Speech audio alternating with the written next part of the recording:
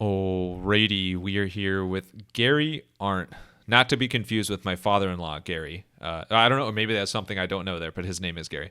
But host of Everything Everywhere, one of the most fascinating podcasts, as well as blogs that you'll ever come across. And so many exciting things to dive into from Everything Everywhere.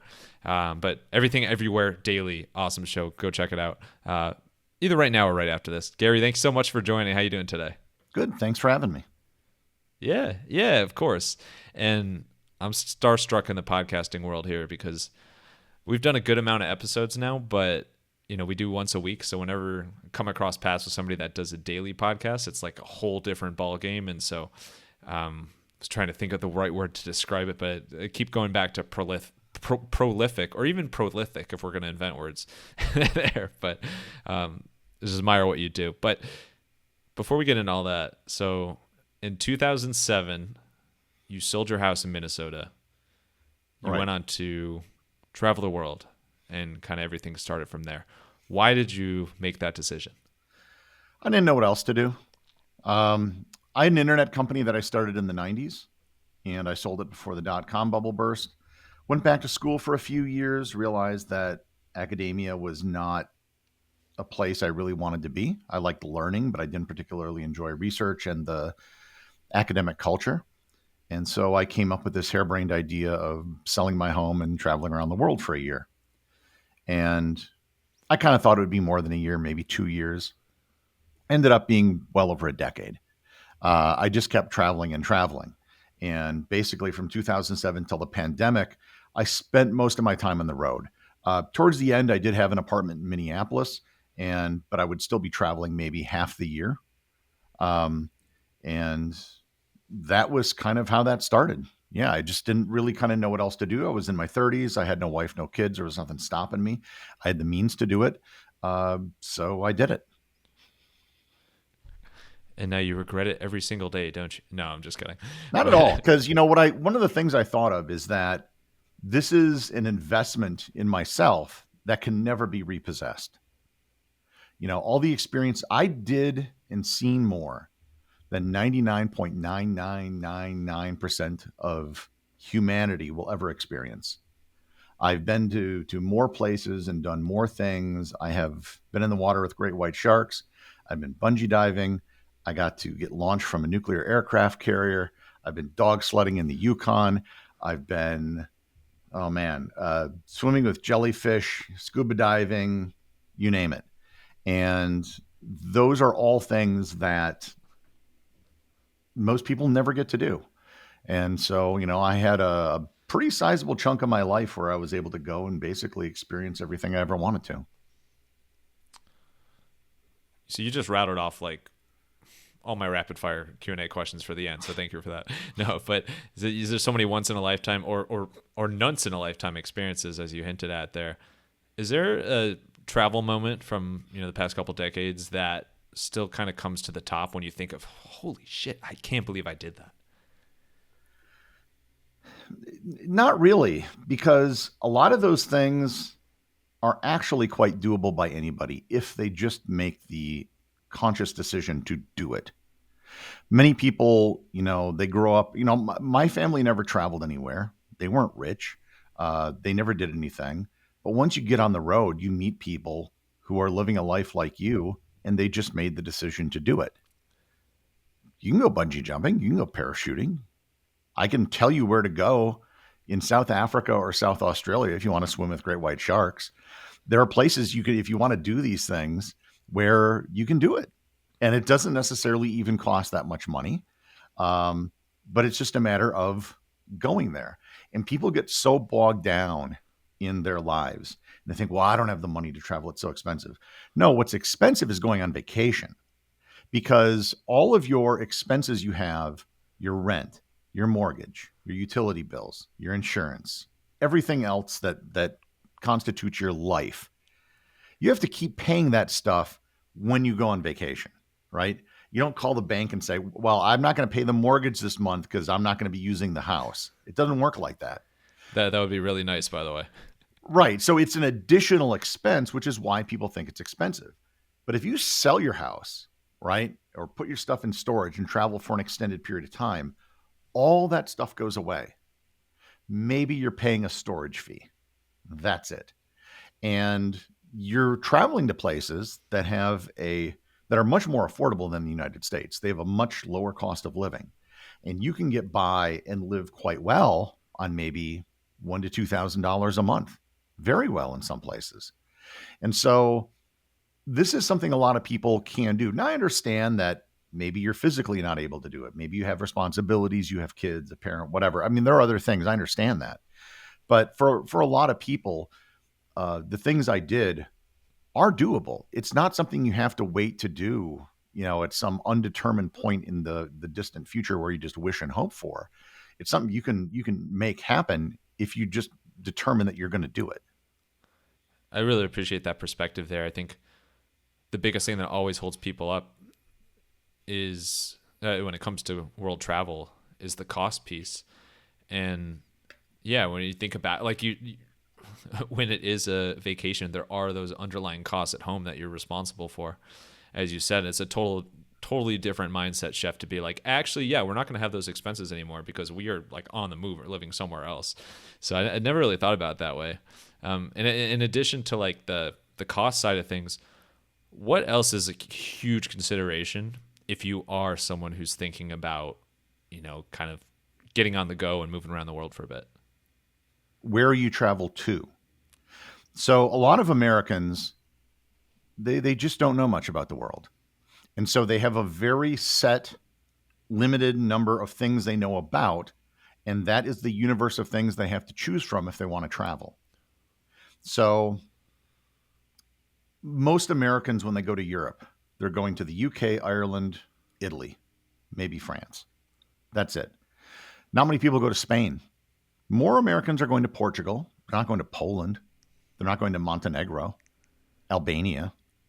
Montenegro is great. It's really affordable. Right on the Adriatic, some beautiful stuff. The beautiful mountains. Most people don't think to go there. The Canary Islands. A lot of Europeans go there. Americans never do. Or so they'll know the Caribbean because it's close. But, I'm going to go to the Pacific. I'm going to Tahiti, Bora Bora. They've heard of places like that. But if I suggest, the Cook Islands, I don't know what that is. And so if you just, do some research and expand your knowledge base, you'll find some fantastic places that maybe just aren't the popular tourist destinations that are great. You can go to Fiji. Fiji's kind of like the hub of the Pacific. It's probably one of the biggest countries there. And there are places in Fiji where you can spend $1,000 a night. But there are also places in Fiji where you can spend $50 a night, all inclusive. These are small places run by local villages. They are not at all luxury, but who cares? Because you're in Fiji and you're literally sleeping 20 feet away from the beach. And the people are wonderful. Language is not a problem. It's cheap. You're in paradise. And a lot of people just don't know about it. Well, a lot of people know about you now. So let's get to your blogging and podcasting journey and the stories that you've seen through your own eyes and your own lens, and now so many have seen it as well. So everything everywhere. We mentioned at the top here that 2007 kind of totally changed your life. When did you make the decision that, hey, I'm going to start taking pictures and I'm going to start sharing some stories about the places I go? Well, the decision to make a website, that was kind of a no-brainer. When I sold my company back in 1998, I conned the company I sold it to, which is a big multinational company, to send me on a whirlwind tour around the world to talk to their offices about internet stuff because they were still kind of new to this. And so I took a 3-week trip where I went to Tokyo, Taipei, Singapore, Frankfurt, Brussels, London, and Paris. And it was the first time I had ever really kind of done something like that. And I created a website for the people back in the office. I had a really, really basic digital camera at the time where I could take simple photos. And I thought, well, yeah, I could do that when I started. I had always kept a personal website. But I was about 9 months into the trip. And I had, a fair amount of experience and success doing stuff online. And I realized, well, this is kind of a waste of my time.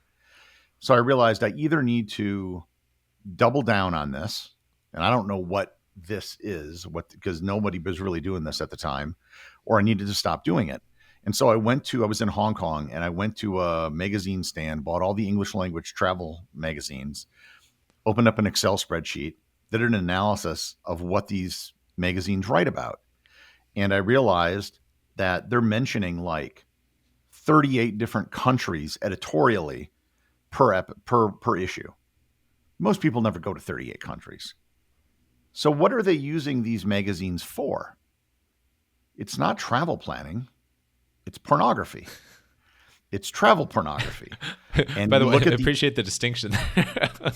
Mine was going a totally different place, but go on. That's also true. It's fantasy, right? They dream of visiting these places, and it involves a lot of photography. And I had bought a camera when I started traveling, a fancy camera, an SLR with all the buttons and knobs and dials, thinking that, oh, this fancy camera, it's expensive, so it'll take good photos. And I learned right away that that is not how it works, that you can take very bad photos with a very good camera.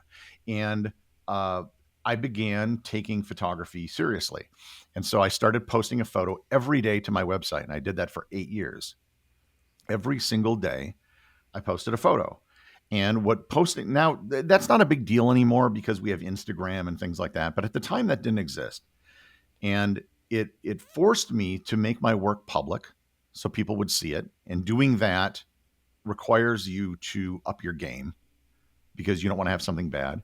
And I underwent an iterative process, just learning how to take photos. I learned what all the dials and knobs and buttons on my camera did. I looked at other photos, analyzed them. And when I started, I'm like, well, I don't know how they did that.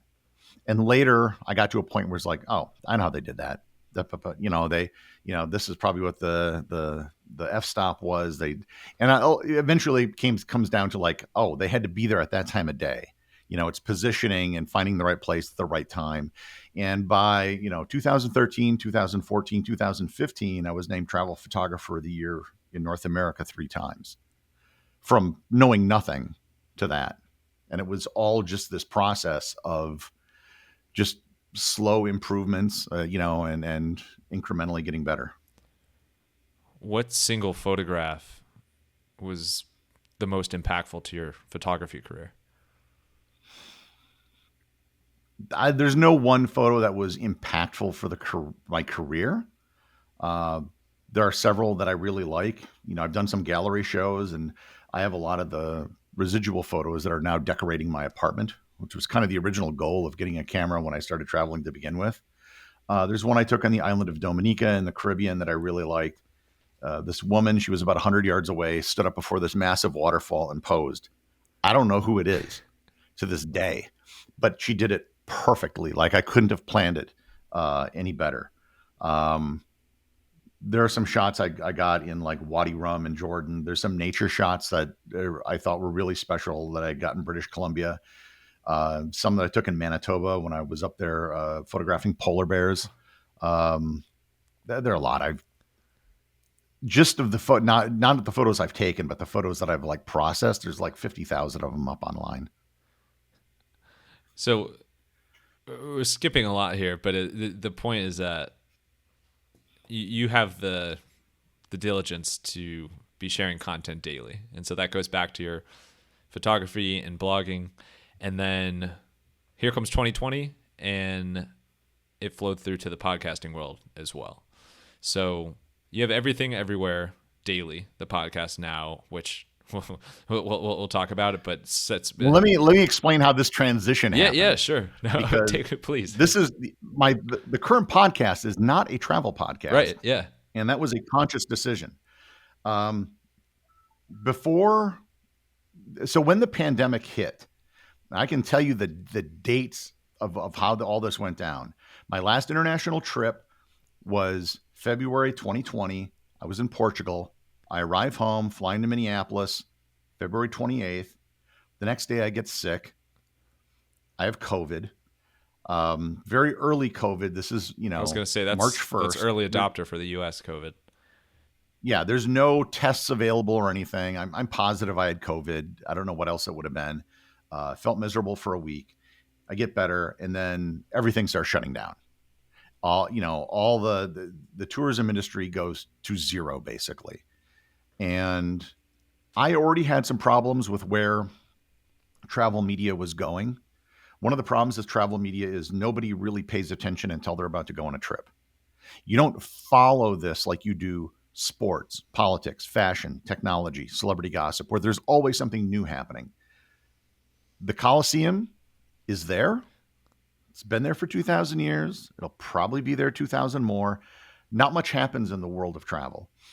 And what happened is when I started doing a travel blog, it was a blog, a web log. And I would write my thoughts about the places I was visiting. And everyone got into this because I saw it as this glamorous lifestyle. And what ended up happening was the algorithms took it over, Twitter, Facebook, and then they changed their algorithms so they didn't drive organic content. So everybody ended up getting their traffic from Google, which means that everybody started writing the exact same article. 15 things to do in Las Vegas. And it was just, and I knew, one, it's crabs in a bucket because SEO is a zero-sum game. And eventually Google was going to do something and screw everyone. And that happened this year. This year, 2024, travel blogs just got hammered. Like a lot of them lost 80% of their traffic. And when the pandemic hit, I'm like, okay, this is the opportunity to pivot into something else. And I'd been doing a podcast. I was a co-host of a show called This Week in Travel from 2009 till the pandemic. And I had an idea for a podcast. I had the artwork done. I had the rights to the music, the theme music reserved. I had everything ready to go, except I was originally thinking of like 2 to 3 hour episodes, kind of more like hardcore history that would be released infrequently. And I did the math on this and it never really worked out as a business. And I was at an event probably a year before the pandemic, met this guy I knew. He launched a new podcast. It was a daily show. And he started closing down the other business things he had going on. And I asked him why he was doing this. Like, well, this podcast is the best thing I've ever done. It just makes more than everything else. So I thought about that. I was like, well, what if I took the opposite approach? Instead of taking a howitzer to a topic, what if I did a shotgun approach and I did a daily show and I did the numbers on them? Like, well, this works out much, much better. If you look at a equation to determine like podcast growth, there's a whole bunch of different variables that are in it. But one of the variables is the number of episodes you produce. And the easiest way to produce more episodes is to just do it more frequently.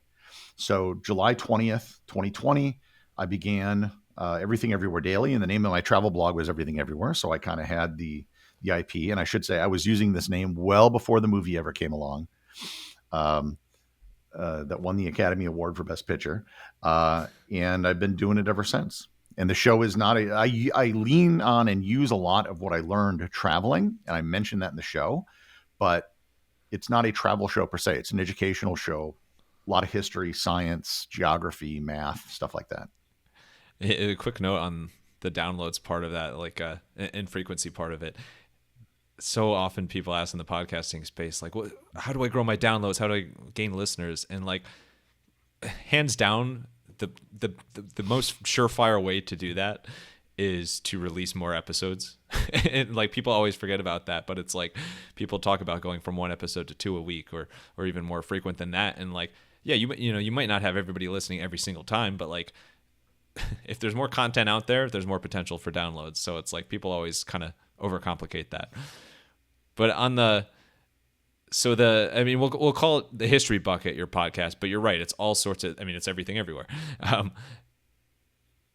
What was it that compelled you enough about like history and science and kind of these random fun fact 10-minute stories that you're like, all right, there's enough here, or I'm passionate enough about this stuff that like I would talk about this stuff every day? This was the podcast that I wanted to listen to that nobody was doing. And I figured if I would be interested in this, other people would as well. As far as what made me uniquely qualified to do this, there's no degree for doing this show because it covers everything. But my undergraduate majors were math, economics, political science.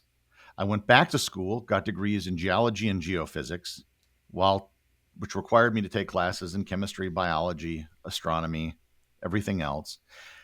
I had a business, and then I traveled around the world for about 13 years, visiting over 200 countries and territories. So that gave me an extremely broad knowledge base to fall back on, both academic and through life experiences. And I've often said, I don't know if I'm not saying I'm the only person who could do this show, but of the people who could do this show, I'm probably the only one that would bother to do this show because someone else is probably doing something better.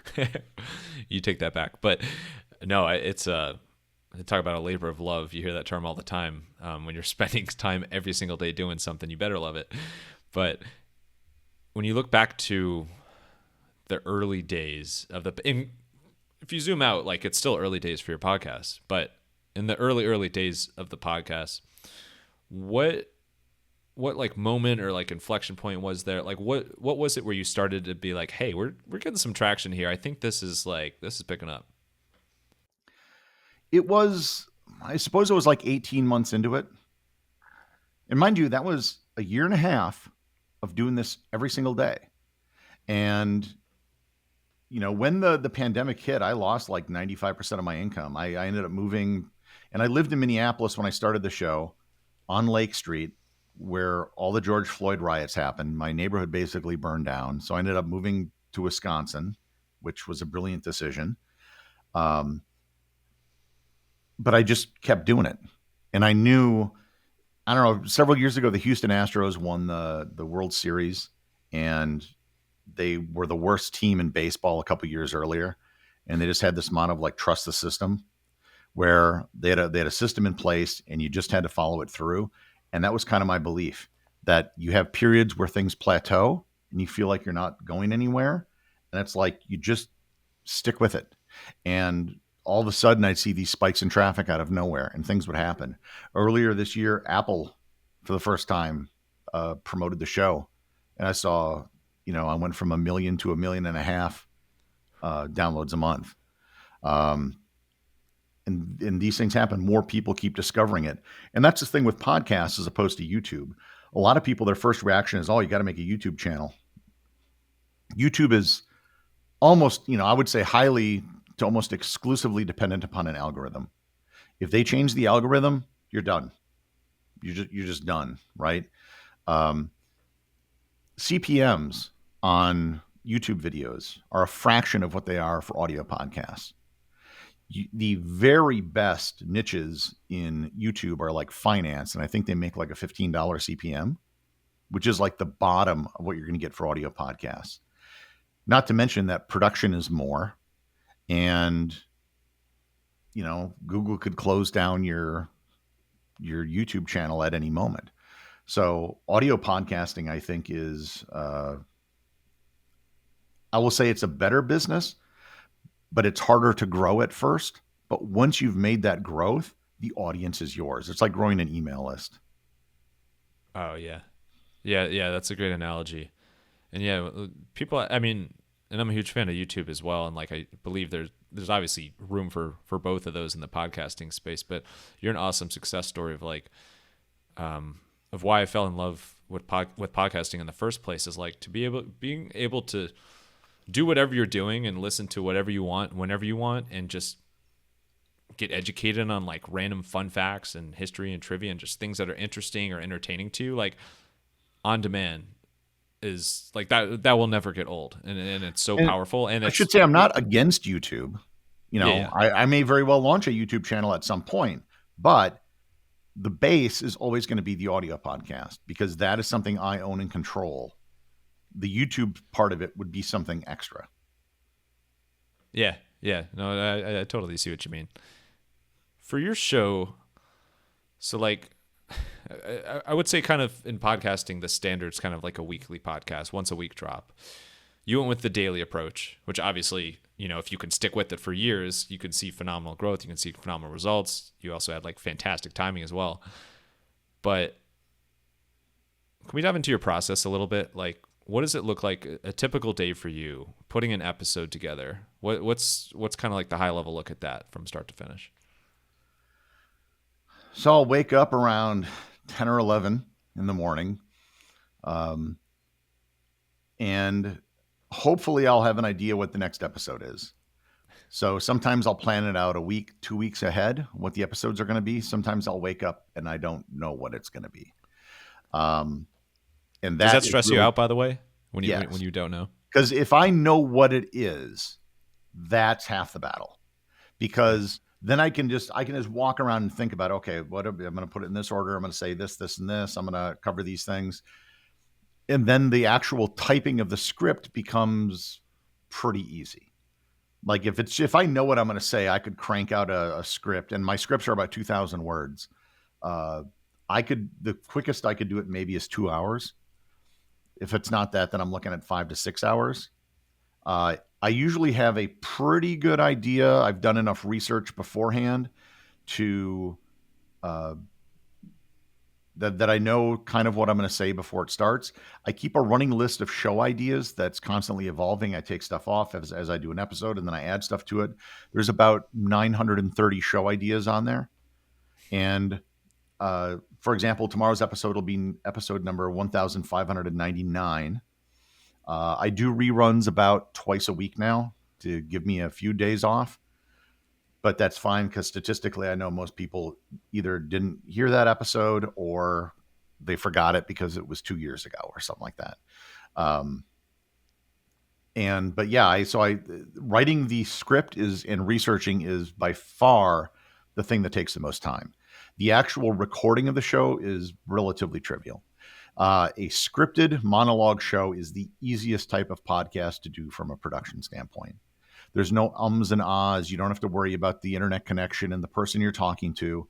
It's very simple. I just start talking, and if I flub up or I want to say something the right way, I just move the waveform back on the recorder and start from that point, and then I just keep doing that until I'm done. And when I'm done, it's already edited. Yeah, that's a streamlined process. I hadn't thought about it that way, but yeah, it totally is. When you have a script, it is easy. The problem is if it goes too long. Like if you're going longer than 10 minutes, then it's at a certain time, like it. Well, actually, maybe do you see that? Like, does it drain you even like reading something for like a 10-minute period? No, I'm just so used to it at this point. It takes me about 20 minutes to do a 10-minute show to record. Okay. And I know how long it's going to be because I've done so many of them. So I've done probably over 1,200 unique episodes. That I can tell from the word count how long the show is going to be, approximately. So I know that 2,000 words is what I'm shooting for. Sometimes it'll be 1,800. Sometimes it'll go as long as 2,200. I've had some episodes that went like 2,400 words. But so I've written, I just posted a thing on this on LinkedIn. Since I started the show, I believe I've written 2.5 million words for my scripts. Awesome. That might be the biggest congrats out of all your millions. But that research piece is huge when it's a show that's so heavy in history and everything else, etc., that you want to call it. But what's your research process look like when you're getting these shows together?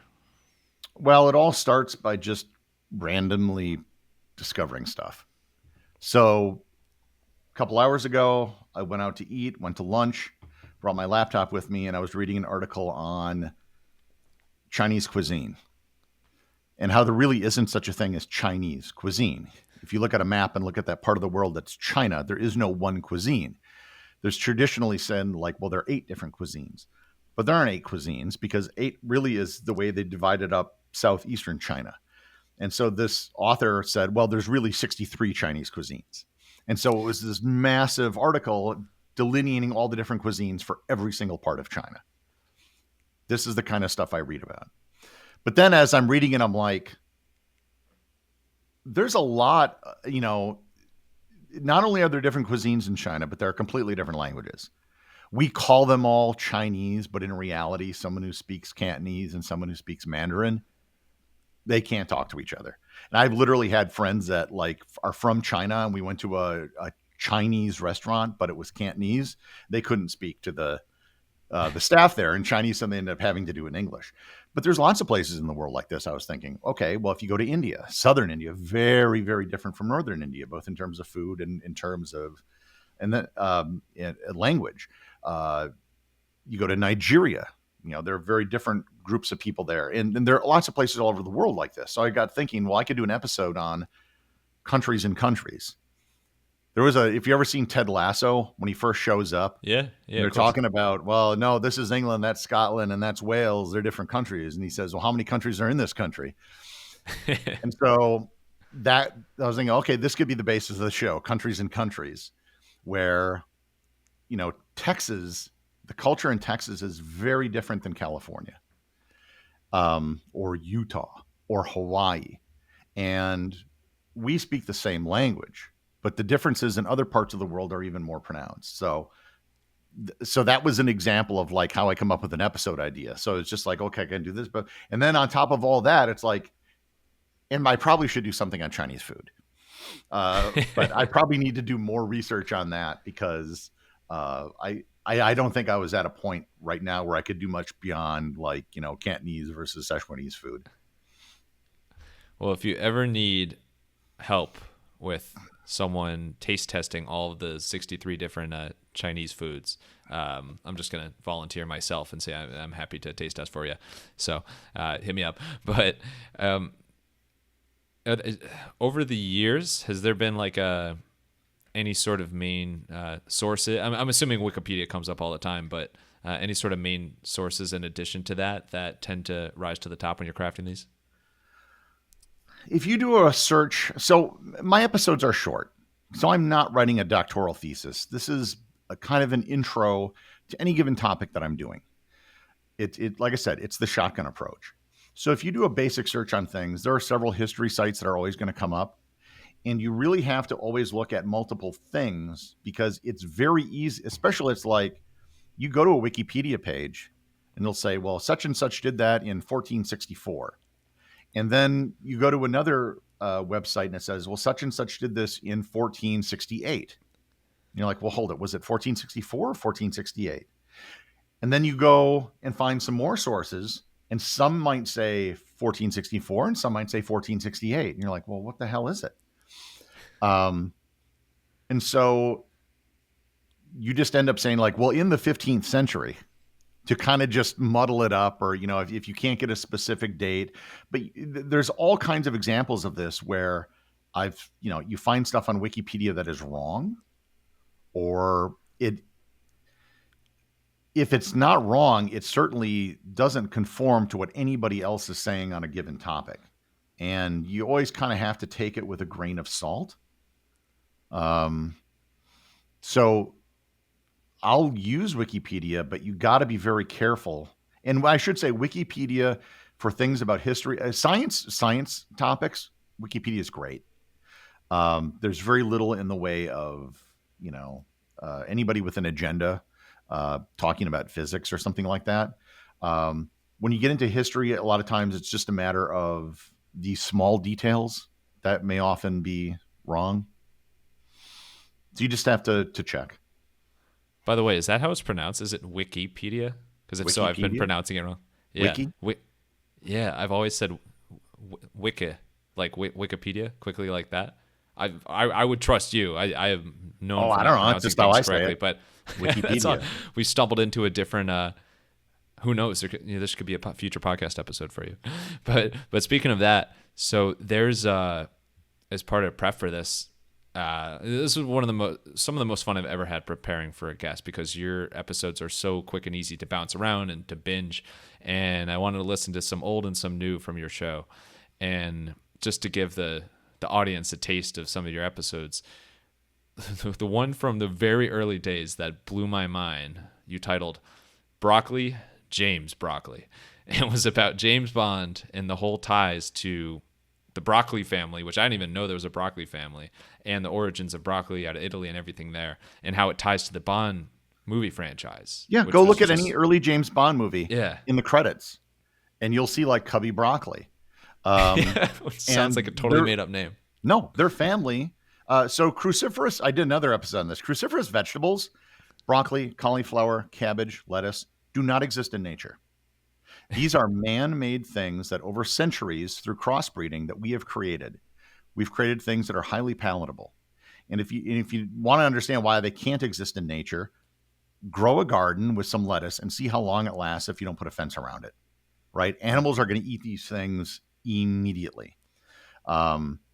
They're all based on a couple plants in Europe, and they don't even look like, the foods that we're eating. So yeah, like broccoli was something that was created, and the broccoli family was responsible for popularizing it. All the way through Broccoli Rob, Andy Bernard's improv partner.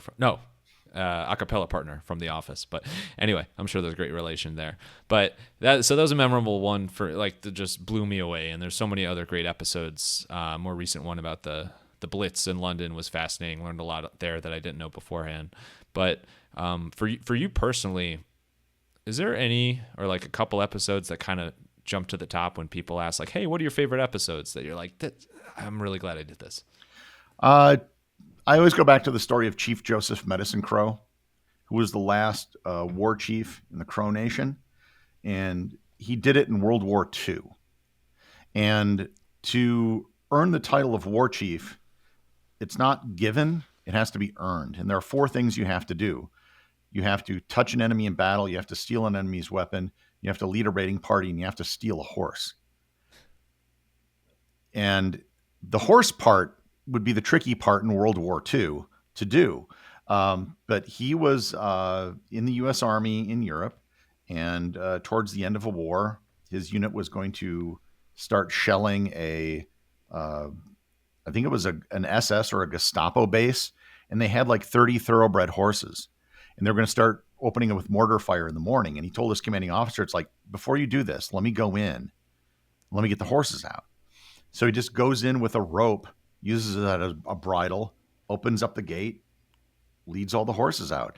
And it's not till he goes home in Montana and starts talking to the elders in his tribe where they want to hear his war stories that they notify him, like, well, you did everything to become a war chief, so we're making you a war chief. And he lived to be 103, was a published author, earned the Presidential Medal of Freedom. Real fascinating story. Yeah, it is. Appreciate that. By the way, when you were saying the 4 requirements for being a war chief, I was thinking it's like the modern day requirements for what the bride should wear at a wedding, like something blue, something like maybe it has origins there. No, but that's an awesome one. I want to dive more into you as a person or as a host or as a polymath, because the word I keep kind of going back to is curiosity. And I feel like curiosity has driven so much of your travels. It's driven so much of your podcast content creation and all the stories there. What do you think it is that makes you so curious? I have no idea. That's a curious answer. No, I'm just kidding. No, I don't know. I've always been this way. I taught myself how to read. My first day of kindergarten, my mom brings me in and she gets a call saying, "Oh, Mrs. Arndt, we have a problem." And she goes, "What? What's the matter?" And she's like, "Gary knows how to read." I'm like, yeah. And I learned how to read from Sesame Street and the Electric Company. All throughout school, I would be the kid that would read the encyclopedia, stuff like that. So I've always kind of been really curious. I'm a big believer that there are 2 things you need to do to learn. You need to know how to read, and you need to be curious. We're very good, well, I should say we're reasonably good at teaching people how to read. We're horrible at curiosity. In fact, we stifle curiosity. You can learn far more on your own, chasing your own passions, and in the process, learn most of what you're going to learn at school than you would be by being forced to sit in a classroom. And when you look at general knowledge assessments of adults, so often we look at test scores of 14-year-olds versus Finland versus Singapore, or whatever. That doesn't matter. Our job for schools is not to have 14-year-olds score well in math. It's to create adults. And when you look at general knowledge scores for adults, it's abysmal. It's like they didn't go to school. Like they have forgotten almost everything. 98%, I think, maybe more, of people who take a foreign language class in the United States can't speak the language or forget almost all of it. I was like, well, what was the point of the whole thing? Why did you take 4 years of your life doing this and come out with nothing? They can't tell you the basics of history. I'm sure you've seen the videos where they ask people on the streets basic questions like, who's the Queen of England? Or like, who is the Queen of England the queen of? Or something like that, where the answer's in the question that people can't answer it, or find the United Right. States on a map and they can't do it. So I have a wide range of people that listen to the show, like really wide, like truck drivers, 11-year-old kids, people at MIT, that all listen. And the thing I often get from kids and from parents is they say, well, you are our favorite teacher. My kid learns more from you than they do in school. And the question is, well, how is it that a 10-minute podcast can do more than a day at school? It's because you're piquing people's interest. And a lot of times I'll get parents that say, we'll listen to your show and then we'll sit down and we'll research more of it if we find it interesting. So it's a starting point then. And yeah, I'm sure you've done this where you've gone down some rabbit hole about some subject, whatever it might be, that you're interested in, and maybe you become obsessed with it for a while. And you can probably tell me more about whatever that subject was than something you did from a classroom when you were a junior in high school. Yeah, like the broccoli family. No, I'm just kidding. I keep going back to that. But how do you think that we can improve people's curiosity? I think kids are naturally curious. You just need to let them go nuts. A lot of kids go through a phase when they're younger of they like dinosaurs, right? Let them go nuts with dinosaurs. You can learn a lot from dinosaurs. How do we know about dinosaurs? Fossils. What are fossils? They're bones. What do we know about bones? From there, you can get into chemistry. You can get into biology. Those topics will eventually lead you to math. Instead of just sitting someone down and going through these rote things, let them learn about these things as a means of, okay, I need to do this to figure out this other thing I'm really interested in. And people always say, well, homeschooling. These kids are every year you look at like the National Geographic Geography Bee or the Scripps Howard Spelling Bee. It's always homeschool kids that are crushing everybody else. And it's a lot of times because this is something they want to do. They're really into geography or they're really into spelling and they're willing to devote themselves to it. And they just kind of crush everybody else. I think that's the primary reason. So I'm gonna put you on the real hot seat here. We're gonna wrap up with some rapid fire Q&A. These are more seemingly random than your podcast episode topics. You ready for it? Sure. All right. Let's get wild. Speaking of cruciferous, no, I can't drop it. But so I saw that this is on Wikipedia or Wikipedia, whichever is correct. We'll have to research it later. And maybe the answer is they're both correct. I saw that you started they called it a video game salon in Minneapolis. LAN Gaming Center. Yeah. So in the late 90s, early 2000s, people had crappy internet connections. Maybe you had a DSL connection that was a couple $100K, right? But if you brought your computer to your friend's house, you could hook up an Ethernet connection and play Quake, Half-Life, whatever, at very good speeds. So I built a facility. We got a bunch of top-end Alienware machines at the time. We had like 28 stations, fast networking, so you could play with each other. But then we also had like a T1 connection, which again, at the time was really fast. It would be nothing today. And yeah, so it was, I had a gaming website as well that sort of funded this. But when the .com bubble burst, we were doing great selling ad inventory for gaming websites. And then it all kind of fell apart overnight. Well, you caught me. That turned out to be more of a prompt than a question. But I guess the follow-up question would be what was the most groundbreaking video gaming console of all time? Oh, the Atari 2600. That was the console. That was the first one. I mean, that literally broke the ground. Everything else was just uh, there are certainly better ones, but that was the one that really changed everything. And what's really cool, the Atari 2600 joystick, which was just a stick and one button, you can now buy an Atari 2600 joystick with a USB connector for like $20, and inside of it is every 2600 game that was ever produced. It's amazing. It's so no, like the video game companies are doing an incredible job with like the nostalgia and bringing everything back. That's another one. I don't know if it's nostalgia or nostalgia. We're gonna have to ask the I play Wikipedia World of founders for Warcraft that. Classic. I'm in a really Yeah, good guild, and fundamentally, I'm playing a 20-year-old game. And I think what a lot of people realize is that graphics are great, but in terms of gameplay, a lot of the best games came out 10, 20 years ago. Age of Empires 2, not Age of Empires, not Age of Empires 3, but Age of Empires 2, one of my favorite games. A lot of people, it's their favorite game. They came out with a redone version of it with modern graphics, but kind of the same gameplay. Was very popular. Um, yeah, I think there's a lot of games like that. and you actually segued to this perfectly. So I was wondering about ages. If you could go to any age, or we'll just call it like any time frame in history, if you could travel there, what would it be?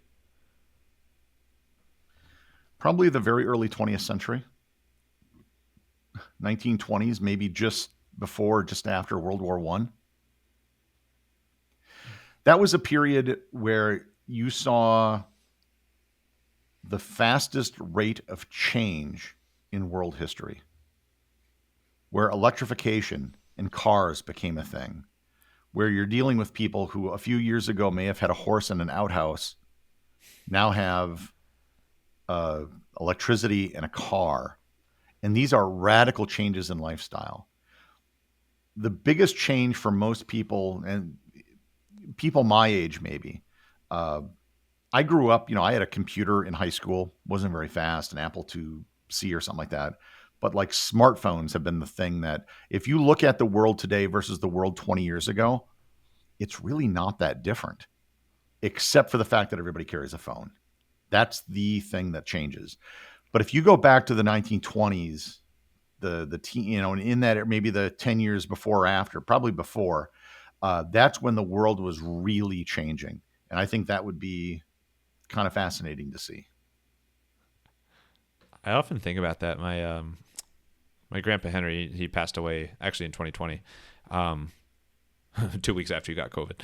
Uh, he was born in 1924, and like I think about that often of like, oh my god, like what was life like growing up in that age, and to be, coming into like the age of being able to remember stuff and uh, having memories, better said, with the Great Depression and then World War II and everything. Like that's just a mind My blowing time. great So I think it's a great grandfather, answer. who I can still remember quite well, was born in 1898. And that, he grew up in an era where there wasn't running water. There wasn't any of this stuff. Everything was by horse. And that's fundamentally different. And, another thing I started doing in the pandemic was learning Latin. And people often say, well, why would you do that? You can't use it anywhere. What's that? You can use it. You can use it in the past. And there's an enormous amount of, not just from ancient Rome, but also through the Middle Ages, that was all written in Latin. And if you read a lot of ancient texts, whether it's in Latin or translated, one of the things you realize is that humans are pretty much the same. There are technical things different about our world today, kids on cell phones and stuff like that are different. But in terms of like interpersonal relationships and things we worry about and whatnot, that's the same problems they were dealing with 2,000 years ago. So a lot of this stuff, and I think having this realization that we are the same people going through the same things, different to be sure, but fundamentally our reactions to it, and the fact that there were people back then plotting and scheming and doing all the things that you see people do now, kind of comforting in a way. It is, but I wish I knew that earlier because we would have done this whole interview in Latin. Ipsum. No, that's all I know. No, I'm just kidding. It's not even real. But okay, real quick. First thing that comes to your head: best city / region in the world for food, and worst city or region in the world for food. Best city, I would have to say, is a tie between Singapore and San Sebastian, Spain. Ooh, wait, what's the San Sebastian? What are they known for? I mean, I love Spanish food, but they're particularly. Well, like I was saying, there is no Chinese food. Sorry, I love one of the 63. It's in the Basque region of Spain, very close to the border, right on the border of France and the Atlantic Ocean. And it really is just one of the best food cities in the world. Girona, which is on the other side of the Pyrenees near the Mediterranean, I'd say is another area where you see just some of the world's best restaurants in these areas, that you have really fresh seafood, but it's also in the mountains, and it kind of is the best of both worlds. Singapore, the food culture there, I really like the hawker stands. You get a wide variety of different cuisines done really well. So those would be my two. And then what's a place that maybe, we'll call it, took a bit of an adjustment with your stomach to get used to their food? There really has been no place like that where you had to adjust to it. I mean, the only thing you're going to find in most places that would be difficult would be spices. And the truth of the matter is, if you're not from that country, most places are not going to make it very spicy. I remember being in Thailand and I ordered a dish. It was like a blue crab salad of some sort. And the waitress is like, "You want Thai spicy or Farang spicy?" And I was like, "Thai spicy." That was a mistake. Because, I mean, and spices are really the only thing that's different. I get a lot of people that ask, like, "Oh, what's the weirdest thing you ever ate?" And what they're really asking for is either some animal or some part of an animal that we don't eat. And the fact of the matter is, all the things we don't eat, we used to eat. Well, you took it back to Ted Lasso. Now I'm thinking of that scene where he tries the really spicy vindaloo, and he's like, "Yeah, we'll do the spicy version." And no, that's not good for anybody. All right, and then last one. What is, I'll call it like a quirk or a side effect, like what's something you didn't expect but has just kind of impacted your daily life about being such a polymath and seeking and all these stories and experiences that kind of came about, you didn't expect it? I don't know, because this is how I've always lived. You know, it's like asking a fish, "What's it like to breathe water?" I'm interviewing I a don't fish know. after this. No, What? That's just the way it's always been. You're constantly trying to read more. One of the strange things is that the internet is basically like drinking from a fire hose. There's so much stuff available that I find that I don't spend enough time reading books anymore, that I can get what I want quickly and digest it in the form of an article where I'm not going to sit down and plod through 600 pages of something. I'm not sure that's a good thing, but it's definitely a thing. Yeah, that's what will remain to be seen. And Google's kind of a microcosm of this with like the AI answer or any of the ChatGPT, anything that you're using AI to search. Like if you get the answer right away you're looking for, obviously that helps from an efficiency standpoint.